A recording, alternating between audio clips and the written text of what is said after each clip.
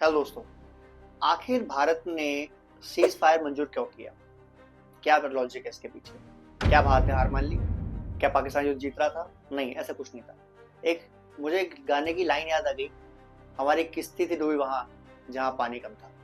ऐसे कुछ हुआ है भारत साथ। जब हमने पाकिस्तान की गर्दन को बिल्कुल दबा रखा था अपनी बगल में और मरोड़ने के तैयार बैठे थे, तब ऐसा क्या हुआ कि हमको पाकिस्तान को छोड़ना पड़ा? इसके पीछे कई लॉजिक। पहला लॉजिक ये है कि हमारे जो टारगेट सेट किए थे हमने कि हमको आतंकवादियों को मारना है, हमको उनको हिट करना है, हमने वो अचीव किया। पहली रात को हमने अटैक किया हमने। फिर हमने कहा कि पाकिस्तान हमला करता है हम वापस कार्रवाई करेंगे। फिर पाकिस्तान ने ड्रोन अटैक फेंके जो एक भी गिरा नहीं इंडिया में। इंडिया ने वापस ड्रोन अटैक किया। फिर पाकिस्तान ने ड्रोन अटैक और मिसाइल अटैक करने की कोशिश करी। इंडिया ने बदले में जाके उनके 4 एयरबेस को उड़ा दिया जो उनके मेन एयरबेसेस थे। और वह हमले किए जो इस्लामाबाद में है, जो रावलपिंडी में, यानी जहां उनका GHQ है वहां हमला किया, जहां उनकी राजधानी है वहां हमला किया और उनके हैंगर को तबाह कर दिया जहां एरोप्लेन फाइटर प्लेन खड़े होते हैं, गड्ढे कर दिए बहुत सारे। तो उनकी हमने अटैक कैपेबिलिटी खत्म कर दी। डिफेंस सिस्टम 2 उनके तबाह कर दिए, डिफेंस सिस्टम के सपोर्ट खत्म कर दिया उनका। फिर क्या रीजन था कि हमको सीज फायर मानना पड़ा? क्यों नहीं हम POK ले लेते? देखो दोस्तों, 2-3 बातें हैं। पहली बात, जो स्टेट बॉर्डर के दूर हैं वो चाहते हैं कि लड़ाई चले और हम जीतें, लेकिन जो स्टेट बॉर्डर पर है वो चाहता है लड़ाई ना चले, क्योंकि जब बम गिरेंगे तो वो हम लोग मरेंगे। ऐसा नहीं कि हम नहीं मरेंगे, कुछ कैजुअलिटीज तरफ भी होंगी। उनके 70-80 हमने सैनिक मारे तो हमारे भी 4-5 शहीद तो हुए ना, 5 शहीद हुए हमारे, जैसा कि बताया हमारे DG ऑपरेशन ने बताया हमारे। और फिर पाकिस्तान ने रिक्वेस्ट की थी, पाकिस्तान ने कहा था कि ये सीधा बंद कर देते हैं। रात में हालांकि उन्होंने वर्ड भी कर दिया। अब आज मीटिंग है उनकी, आज मीटिंग में फैसला होगा कि क्या करना है आगे, कैसे इसको जारी रखना है। हमारी सेना तैयार ना होती तो फिर जो उनको वापस हमला किया सीज फायर में, वहां दिक्कत आती हमारे को। पर हमारी सेना तैयार थी। हमें पता पाकिस्तान चरित्र क्या है, ये दोगले नहीं है, 10 गले हैं इनके। ये एक मुझे कुछ बोलते हैं, एक मुझे कुछ बोलते हैं। उसके रीजन और भी लॉजिक है। पहले तो वहाँ चलाने वाली जो सेना है, चलाने वाले PM है, चलाने वाले कोई और है, पता ही नहीं कौन चला रहा है देश को। तो एक ने सीज फायर कर लिया, एक ने माना नहीं, ऐसा भी हो सकता है। हालांकि पिछली पूरी 2 रात से, जब से वो एक बार ड्रोन अटैक हुआ था इंडिया पर, उसके बाद से अब तक बिल्कुल शांति है। कोई गोली, कोई बमबारी कुछ भी नहीं हुई है, ना उन्होंने ना हमने की है। तो हमारे टारगेट अचीव हो चुके थे। हमारा POK का टारगेट था नहीं फिलहाल, हालांकि हम ले सकते थे। लेकिन पाकिस्तान गया मारा तुरंत अमेरिका के पास, और अमेरिका को बोला कि अगर हम हार गए तो जो हमारे जो हथियार हैं, जो हमारे न्यूक्लियर बॉम्ब है, हमने सब चलाए भी नहीं। एक तो उनका था कि हम चला देंगे, बट अमेरिका ने उनको साफ बोला अगर आप एक चलाओगे, चाहे वो 100 ग्राम चलाओ, इंडिया फिर आपको फुल फोर्स में मारेगा, खत्म हो जाओगे आप, तो वो मत करना।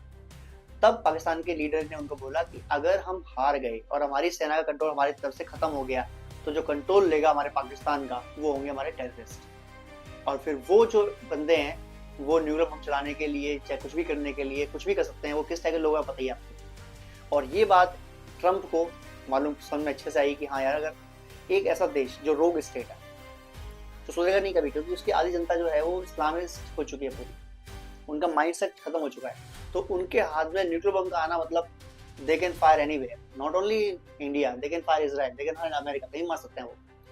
तो या तो सांप को पूरा खत्म करो आप बिल्कुल, फिर POK नहीं लेना है, फिर पूरा पाकिस्तान ही लेना है, या तो ऐसा हमला होना, या तो फिर जो टारगेट अचीव किए थे ओके हो गया, उन्होंने हमला किया, हमने उनके एयरबेस तबाह कर दिए, उन्होंने आर्मी से कोशिश करी, हमने उनके 50 सैनिक मार दिए, तो हमारा टारगेट अचीव हो चुका है, तो अब मत बढ़ो आगे। तीसरी बात, मोदी जी को ये भी देखना है कि जो देश की तरक्की है वो भी करनी है। अब कल ही रिपोर्ट आई है IMF की और वर्ल्ड बैंक की कि India will be 4th largest economy of the world इसी साल 2025 में। ये रिपोर्ट आई है। अगर हमको यार अचीव करना है कुछ और हमको POK लेना है, लेंगे हम, बाद में लेंगे। जैसे उन्होंने बाद में कहा था DGM लेवल मीटिंग होगी, ये चीजें होंगी, तो इंडिया साफ बोल देंगे अब जो बात होगी वो इस लेवल पे होगी कि POK वापस भारत कब आएगा, या फिर जो टेस्ट ने हमला किया इंडिया में वो वापस भारत कब आएंगे। इसके अलावा कोई बात नहीं होगी। तो इंडिया को देखो यार, हमारे पास खोने के लिए बहुत कुछ है। We are going to become 4th largest economy in the world just within few months, और हम 4th ऑलरेडी चल रहे हैं। हमारी जो इकोनॉमी है वो कई ट्रिलियंस डॉलर्स की है, 4 ट्रिलियन से ऊपर जा चुकी है हमारी इकोनॉमी। जबकि पाकिस्तान की इकोनॉमी कितनी है? 200 अरब, हमारी 4000 से ऊपर अरब है, यानी हम उनसे 300-400 गुना बड़े हैं इकोनॉमीज। हम उनसे लड़ेंगे ना तो हमारी इज्जत नहीं, बेइज्जती है। दुश्मन बराबर का ना हो तो लड़ने में नहीं। एक भिखारी साहब ने लड़ाई करने की कोशिश करी, आपने वो 20 थप्पड़ मारे, मतलब उसे एक मार, आपकी इज्जत गई, उससे क्या क्या है, वो तो पहले से भिखारी, ठीक है ना। तो लॉजिक ही है। दूसरी बात, जिनके बेटे, जिनके भाई, जिनके हस्बैंड जो आर्मी में है, एयरफोर्स में है, नेवी में है, देखो ऑब्वियसली वो लड़ने का काम उनका है, तो इसका मतलब ये नहीं कि मरने खड़े कर रखे हैं आपने। अगर वो टारगेट अचीव हो चुका है दैट लीव इट।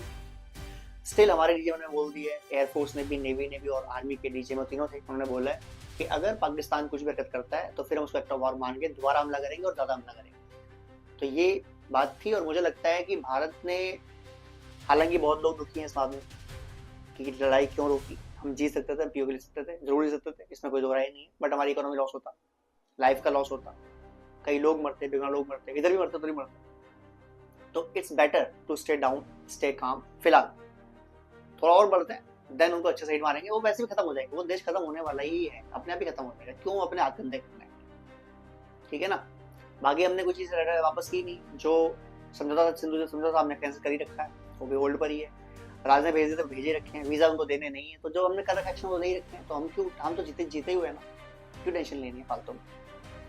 बाकी देखते हैं क्या होता है। मेरे हिसाब से अभी ऑपरेशन सिंदूर खत्म नहीं हुआ है, बट फिलहाल कुछ टाइम से बंद है, ये मानना पड़ेगा।